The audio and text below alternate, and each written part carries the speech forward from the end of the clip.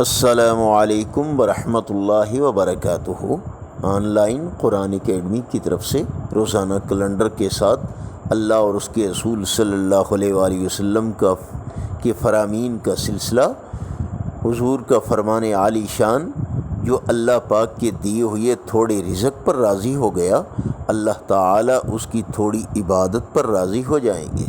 اسی طرح حضور صلی اللہ علیہ وآلہ وسلم نے فرمایا، جب تم میں سے کوئی شخص مسجد میں داخل ہو تو نبی اکرم صلی اللہ علیہ وآلہ وسلم پر سلام بھیجے اور یوں کہے، اللہم اعصمنی من الشیطان الرجیم، اے اللہ مجھے شیطان مردود سے محفوظ رکھے۔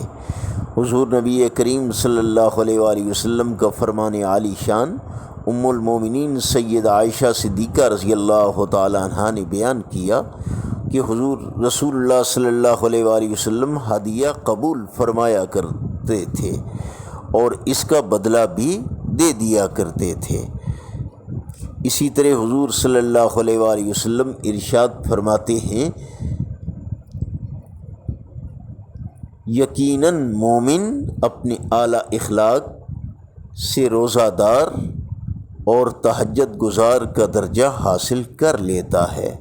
یہ صحیح بخاری، صحیح جامع الصغیر اور سنن میں یہ فرمان رسول صلی اللہ علیہ وآلہ وسلم موجود ہے۔ حضور صلی اللہ علیہ وآلہ وسلم نے ارشاد فرمایا، جو شخص مجھ پر ایک مرتبہ درود بھیجتا ہے، اللہ تعالیٰ اس پر 10 رحمتیں نازل فرماتے ہیں۔ یہ صحیح مسلم کے حوالے سے فرمان رسول نقل کیا گیا۔ ان فرامین رسول صلی اللہ علیہ وآلہ وسلم کو صدقہ جاریہ سے لائک اور شیئر کیجیے اور چینل کو سبسکرائب کیجیے تاکہ ہمارے لیے ذریعہ نجات بن جائے۔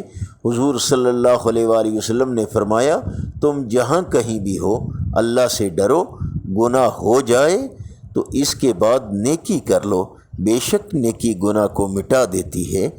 جامع ترمذی کے حوالے سے یہ فرمان رسول صلی اللہ علیہ وآلہ وسلم آپ کی خدمت میں پیش کیا۔ فرامین رسول صلی اللہ علیہ وآلہ وسلم ہماری بخشش اور نجات کا ذریعہ ہیں۔ اللہ عمل کی توفیق عطا فرمائے۔ حضرت جابر رضی اللہ تعالیٰ عنہ سے روایت ہے کہ ایک صاحب مسجد میں تیر لے کر گزرے، جن کی تیز لو کہیں باہر کو نکلی ہوئی تھی، تو ان صاحب کو حکم دیا